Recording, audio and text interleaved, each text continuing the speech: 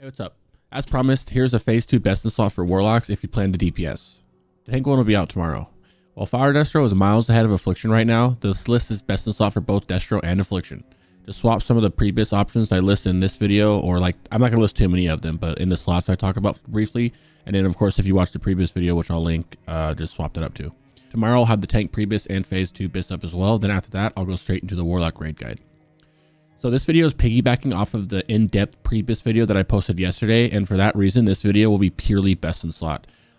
I won't be going over every single option for every slot. Instead, if you're looking for a ton of options for each slot, please check out the phase 2 pre-bis video I posted yesterday. I'll link it now on the screen, and I'll also put it in the description.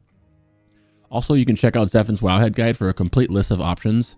This list will be what your full phase 2 bis is, and I'll touch on a couple little random other new raid options as well. Before we start, it would be dope if you'd hit that follow button, and feel free to check the stream out where I play multiple Warlocks in the guild fake fresh. As for the spec, this will be regarding Fire Destro only, as it's extremely powerful right now and miles ahead of Affliction. Luckily, if you do choose to play Affliction, the full bis is literally the same thing, so don't worry. The only difference is that with pre-bis, you obviously won't wear any fire gear and just look for some shadow gear instead. Anyway, as for the spec, this is what I'm running. As of right now, this is the highest simming spec as well, but obviously things can change. You have some minor options if you prefer not to put this point into Improved Imp and put it into Improved Immolate instead. You can also take 2 points out of Emberstorm to top off Improved Imp. However, I would just use this spec because while Imp still does great damage, you might find him running out of mana on some longer fights. So the spec is pretty self-explanatory. You just have 5 into Cataclysm for the mana back, 5 into Bane for faster casting times on your Immolate, 5 into Devastation for crit, 1 for Shadowburn for a finisher or when you're moving. Also, I love Shadowburn on the last boss as it pretty much one-shots the bombs that come out, so it allows you to help your raid with the bombs, which can be kind of annoying for certain raids. The 2 points in the Destructive Reach are completely flexible and you can put them into Intensity if you want. I just personally prefer Destructive Reach right now since we run mages and they'll 100% have the aggro over me on almost all the trash packs, so I don't get much pushback on my Hellfire. However, like I said, this is subjective and you can definitely put them into Intensity if you want.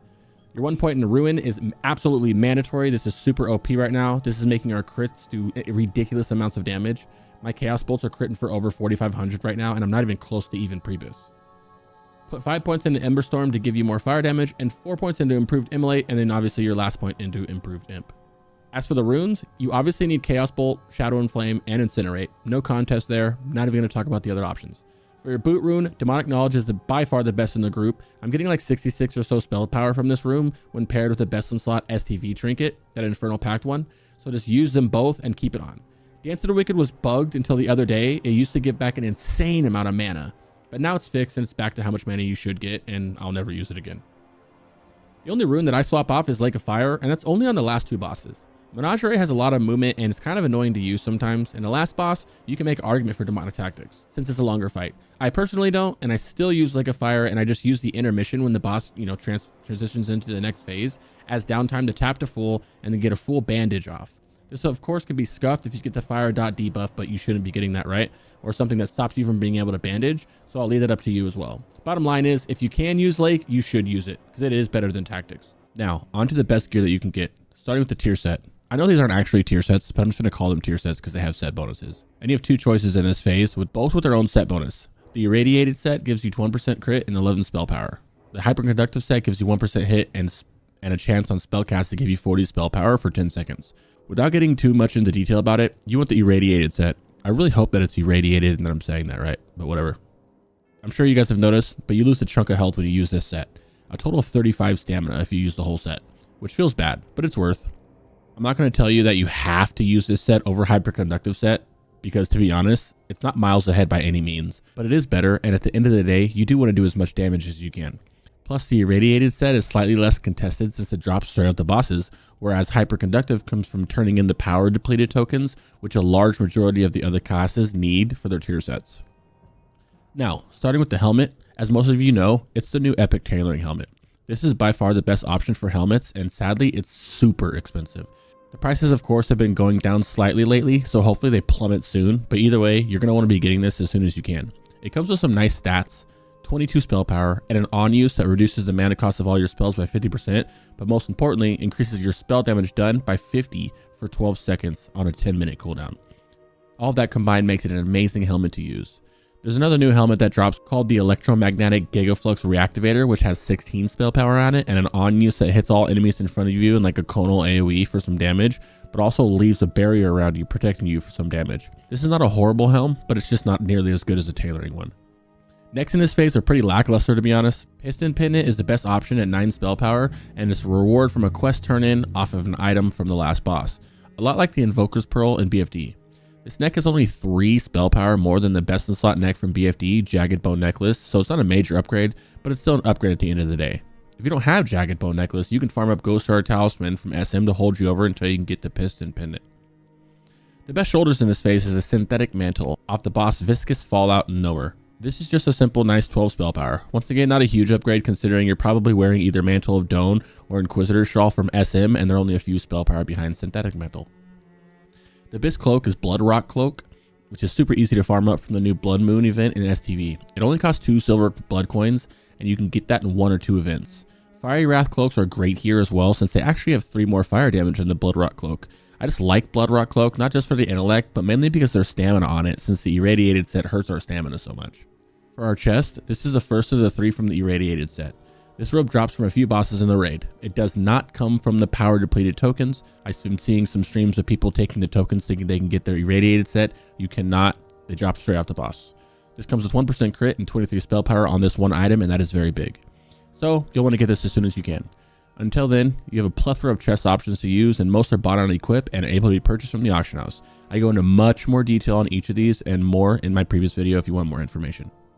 Bracers in general in this phase are very lackluster for best in slot. The best option is the Dryad Wrist Bindings with 16 spell power.